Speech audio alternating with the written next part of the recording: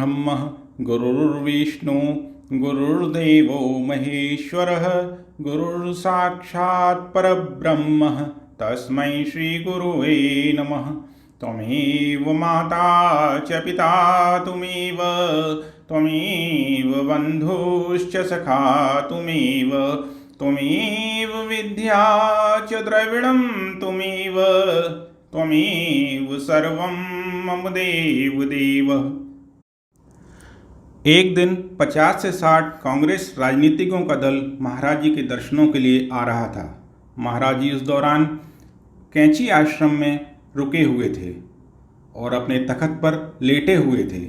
वहाँ से सामने दूर सड़क का रास्ता दिखाई देता था। इस प्रकार उन्हें पता था कि वे लोग आ रहे हैं।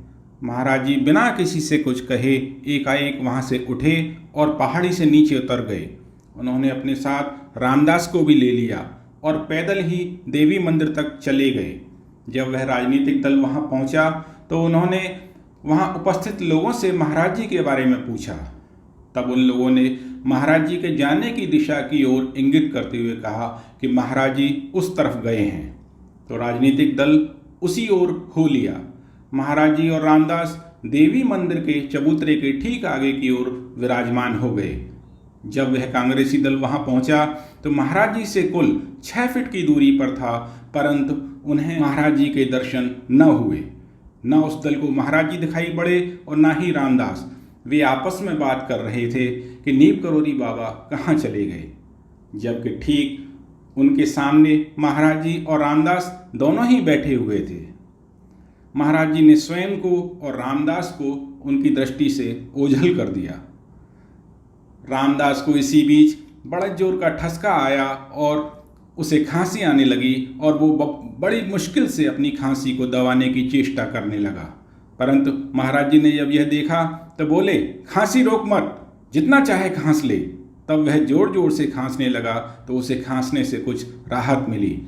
परंतु वे लोग न तो उन दोनों की ही बात सुन सके, न ही रामदास की खांसी। फिर कांग्रेसी दल बिना दर्शन किए वहाँ से चल पड़ा और उसके बाद महाराज जी पुनः प्रकट हो गए। ऐसे थे मनमौजी महाराज जी। बिना उनकी इच्छा के न तो कोई उनके दर्शन कर सकता था, न ही उनकी कृपा पा सकता था। सच ही कहा है, महाराज जी की बिना इच्छा के कौन उनके दर्शन कर सकता है और कौन उनका आशीर्वाद ले सकता है।